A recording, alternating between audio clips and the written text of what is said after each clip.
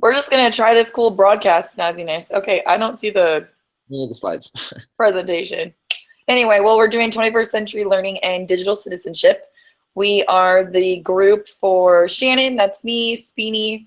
We got Jordan, we got Jamie, and what? Sandra, where's your name? Oh, our faces are covering up your name. I don't see it. Okay, going on to the next one. We're just gonna try to come up with that little hook to get you guys into this snazzy recording of ours. Witnessing the trend toward technology enhanced classrooms is quickly escalating each year as students begin school more tech savvy than most ever imagined possible. And looking where educational methods and tools have come from to where they are going in the future, technology's importance in the classroom is evident now more than ever. So just get on with this technology-ness. Next. There you go, Jordan. Get after it. Is that mine? I don't even see my slide. It was supposed to be introduction, but we took it off because I just did the quote as mine. So here we go. 21st century student outcomes. Yep. To succeed. To succeed. Okay, so 21st century student outcomes. The first one we're going to focus on is content knowledge. Jordan. What? We got one back. Go one back. To succeed in a technology driven. Okay, give me one sec. I don't. Okay, to succeed in technology-driven world, students must learn how to successfully become appropriate digital citizens in our 21st century world. Alrighty. Okay, 21st century student outcomes. There's 4 of them we're going to focus on. The first one is going to be content knowledge, and with 21st century themes. First one, we're going to have our basic core classes, your math, English, history. We still want to focus on those classes, but there's kind of an extension where they're going to focus on some other areas too. Health literacy is going to be one of them. You know, being a PE teacher, it's huge getting kids to know, what's good for them, what should be going in their body, what shouldn't. And it's amazing how many 7th and 8th graders have no idea about this. So this is a huge part. Something like global awareness, getting kids outside of the little bubble of their school, learning more about what actually is going on in the world. And then just basic finance and entrepreneurial literacy, things that kids, going through high school don't pay much attention to, but it's very good to learn at a high school age, going into college, so it's not something just brand new. The second outcome is learning and innovation skills. This kind of focuses more to the Common Core, creativity, critical thinking, problem solving, things beyond just the one-word answer, the automatic right solution. It gets them kind of thinking outside the box a little bit.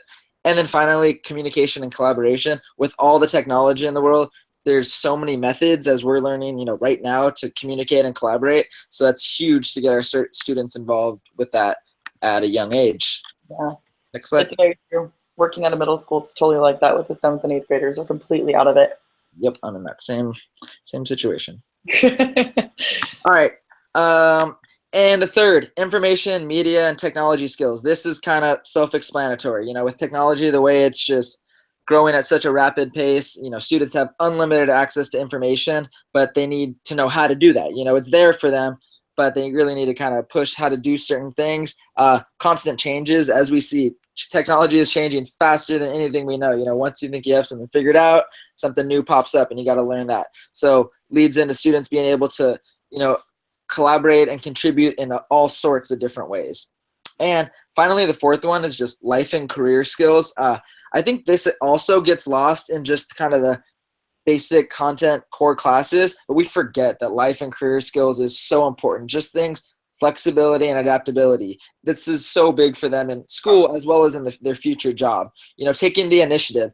No one's going to come, asking you for a job. They really have to go out, and find it. They got to, have direction, know what they want to do, and they have to have that initiative to go get it, or it's not just going to happen. And finally, leadership and responsibility kind of goes along with kids need to be responsible. They need to, for their work, for everything, they need to be responsible. So many of these kids, especially like I see in this age, we have kids, so many parents doing their thing where they don't understand, something so simple as, oh, my mom didn't pack my PE clothes. No, that's your job. You're 13, 14 years old. You could do that. And just leaderships, we need leaders, and that's not going anywhere either.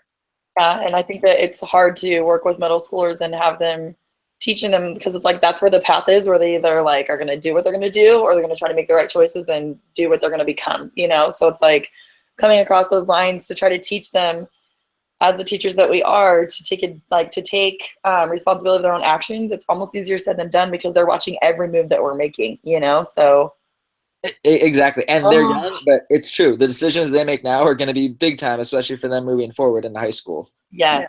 Yes. And with technology being so huge right now, all they have to do is punch in our name and they can find our Instagram, everything. It can be private as much as we want it to be, but any little thing pops up. Like you type in my name and it's pictures from like 10 years ago when I went to the Branding Iron and I was line dancing, and my students now are seeing that. So technology is awesome, but in more ways than one, it can kind of, you know, Exactly. get us in a different way. Yeah. Moving on, what we got next, Missy? All right, some things that you can use for the 21st century tools. Obviously, we use the slides for this presentation, and it's Google Apps for Education. My district that I work in has this. Great things for Drive, which is like your hub for all of your documents. You can get it anywhere, any device. You do not have to have a hard drive. It's all in the cloud. Docs is like Microsoft Word. Slides is like presentation, Sheets is like Excel, and drawing is like Paint. The best part about this, it's free and anybody can get it as long as you have the internet connection. Some other things obviously is Google Hangouts, which we are doing a live version of Google Hangouts. We've done it in class as well. Google Sites to keep people informed and have a website where people can have more contact information. And then obviously Google Classroom is great to use as educators to keep everything organized in your Drive. So you gotta love Google if you don't already. Amen. And then going on with that, as a lifelong learner, educator, student, we are always going to be learning and immersed in new technology. And a couple of things, technology can be transparent envelope that delivers learning in a new and amazing ways. Main thing that I've learned about being a 21st century learner and teacher, definitely be patient. Don't take too many steps. It's overwhelming. Only focus on a few things to master, like for instance, forcing yourself to use Google Docs instead of always clicking on Microsoft Word is sometimes half the battle. Yeah. Don't be afraid to make mistakes because that is exactly how you learn, and you're not going to break it. You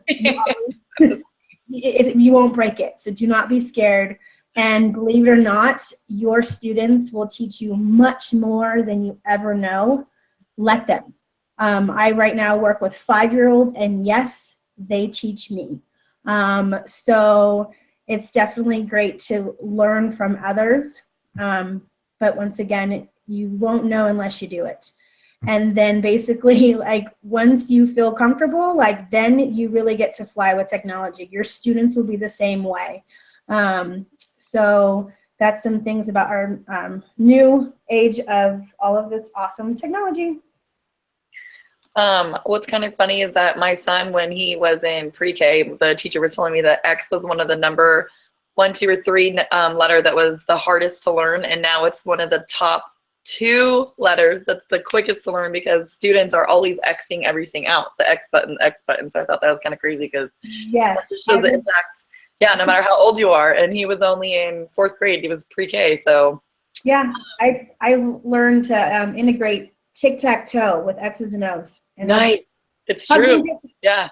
It's things that you got to apply the things they know in their own little world. Yeah. So moving on from there, I got my slide up real quick. Technology in the classroom is not the end goal. We're not just trying to teach our kids how to use it in the classroom. We want them to use it because everywhere you go online now, applications are online. Your banking online. We don't even use change or money anymore. Everything is online through cards, you know. So we just want to make sure that they're advanced in everywhere within this life skills, whether or not it's my Mod Severe kids, your pre-K kids, whatever you're working with.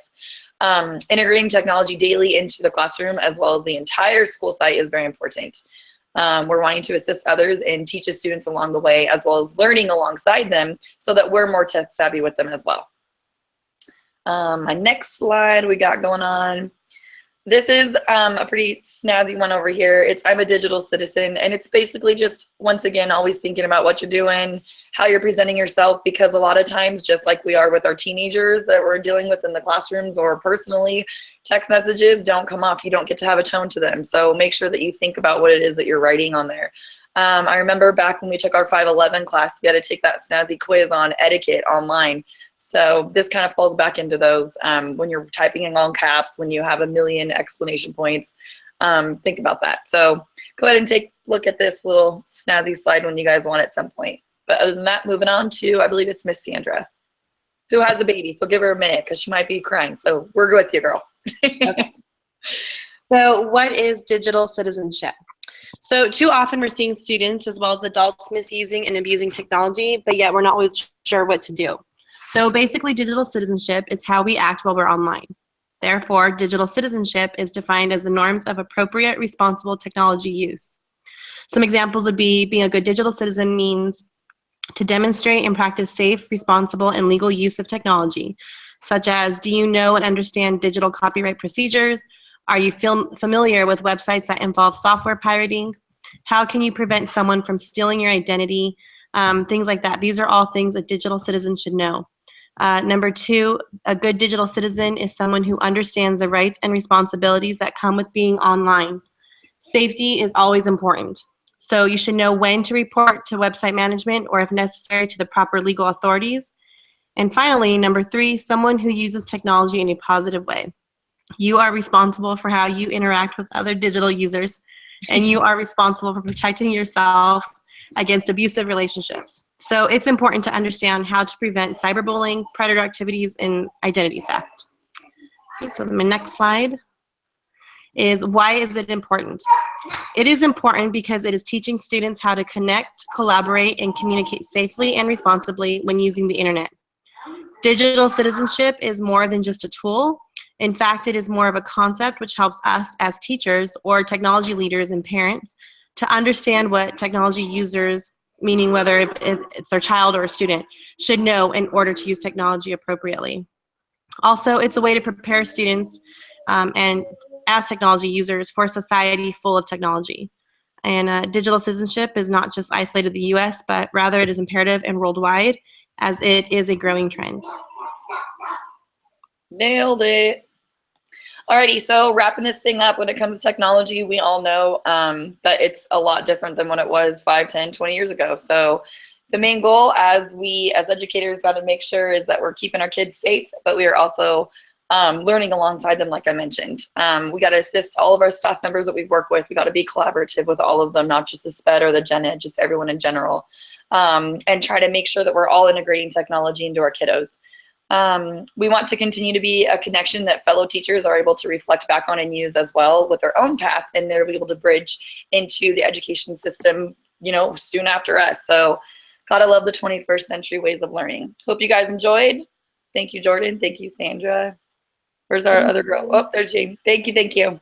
Happy technology. Have a good night. Yay.